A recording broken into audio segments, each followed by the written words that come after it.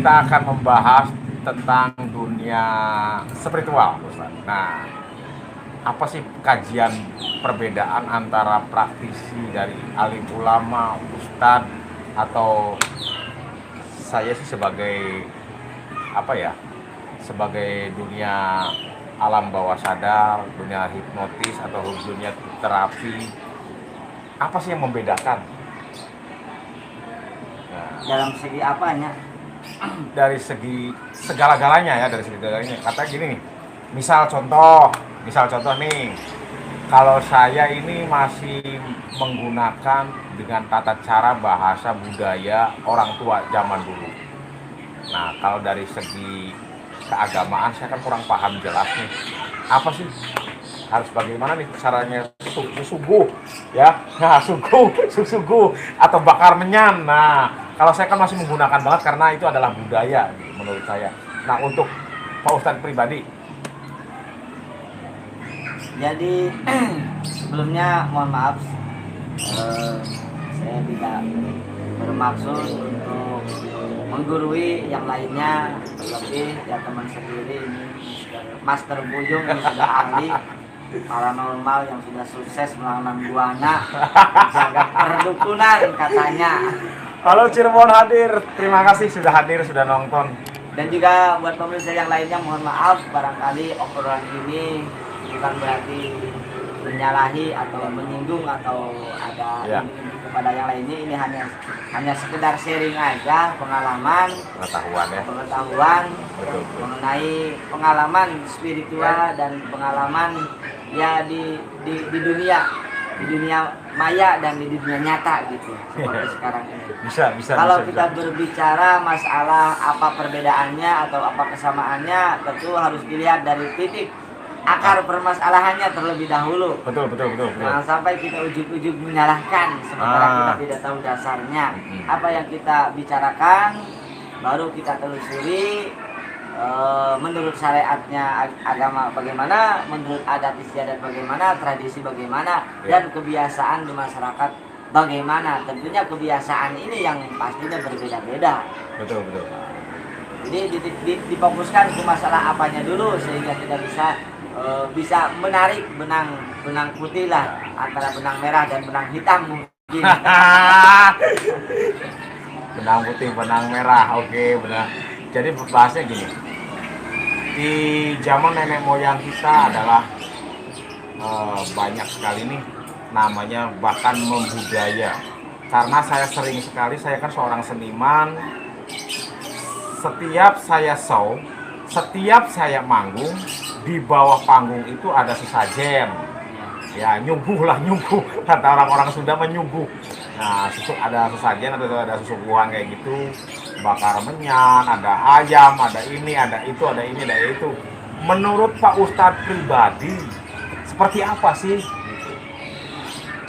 Saya diperkenalkan oleh masyarakat baik di tanah kelahiran saya dan di tempat saya sekarang tinggal. Ya, emang dari dulu sudah ada, cuma nggak ngerti dulu mah. Kesininya akhirnya diperkenalkan oleh masyarakat bahwa ini adalah adat, ini adalah tradisi, ini adalah kebudayaan masyarakat, tradisi masyarakat di sekitar sini atau di sekitar tertentu lah suka mengadakan adanya sesajen tersebut. Mungkin sesajen di daerah tersebut dengan di daerah yang lainnya pasti berbeda. Karena bagaimana sumber yang memiliki ikatan terhadap sesajen tersebut. Karena sesajen atau istilahnya tradisi itu adalah hasil cipta karya manusia. Jadi dibuat-buat oleh manusia dahulu. Karena manusia zaman dahulu, orang tua kita mungkin pemahaman keagamaannya masih ya bukan berarti kurang, bahkan bisa dikatakan karena belum masuknya lah syariat Islam ke masyarakat kita, sehingga masyarakat kita sudah kental dengan tradisinya, yaitu ya animisme dan dinamisme itu. Sehingga model sesajen itu kalau dikaitkan mungkin karena tradisi dari dulunya masih percaya kepada roh-roh yang sudah meninggal leluhur dan mempercayai terhadap benda-benda pusaka.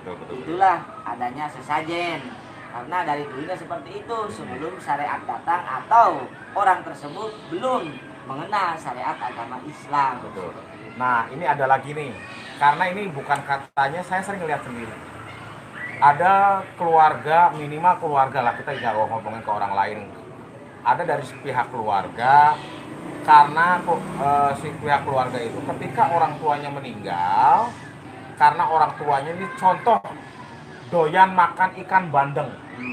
Ya, doyan makan bandeng, setelah meninggal setiap di malam Jumat disuguhin ikan bandeng.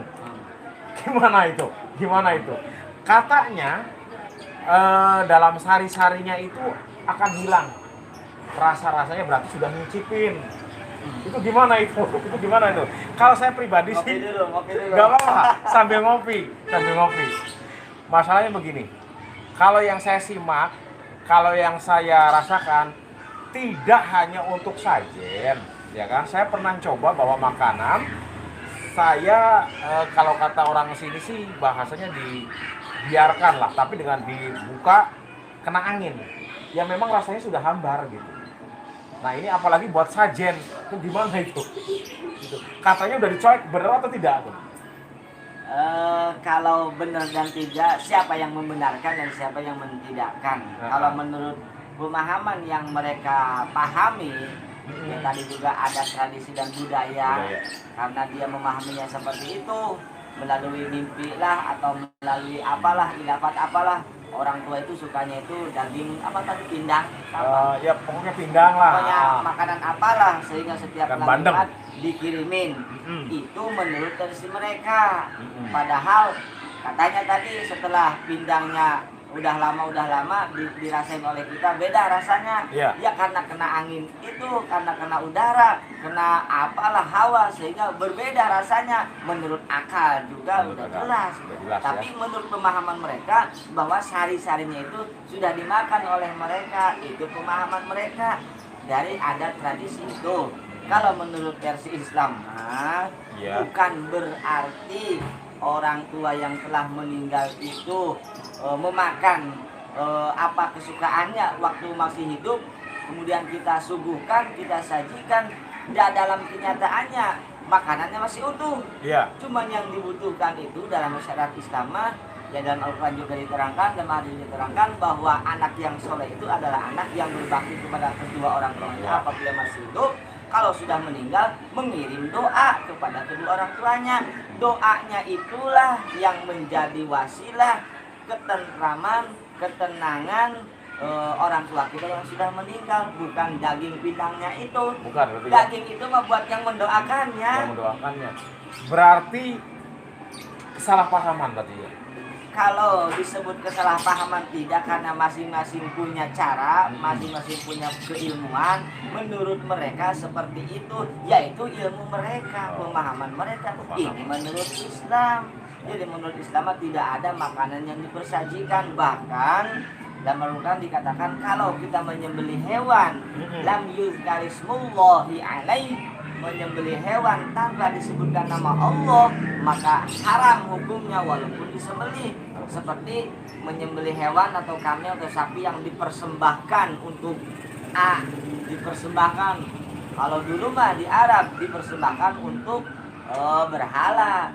Kalau di kita dipersembahkan untuk A, untuk B, untuk C, itu haram jelas. Tetapi ketika menyembelih itu harus yuzkarismullah, harus disebutkan nama Allah. Kalau lam yuzkarismullah, kalau tidak disebutkan nama Allah, walaupun disembelih haram hukumnya, jadi bangkai.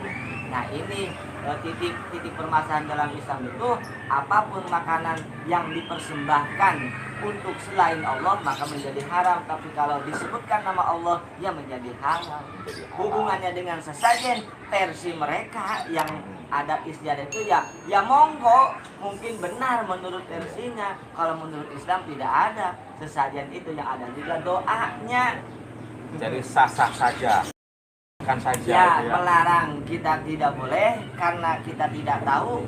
Artinya tidak tahu, biarkanlah Allah yang memutus kesalahan mereka atau menyadarkan mereka. Yang penting kita jangan sampai saling menyalahkan, karena itu adalah hasil cipta karya dan budaya kita, masyarakat bangsa Indonesia. Toh pada ujungnya ketika ada sesajen kita doa, yang makan kita yang mendoakan. Betul. dimakan lagi oleh kita. Adapun katanya karuhun itu memakan saripatinya, ya monggo mau percaya seperti itu. Tapi menurut saya Islam tidak. Orang karuhun sudah tidak butuh makanan dari dunia, yang butuh hanya kiriman doa. Kiriman doa ya.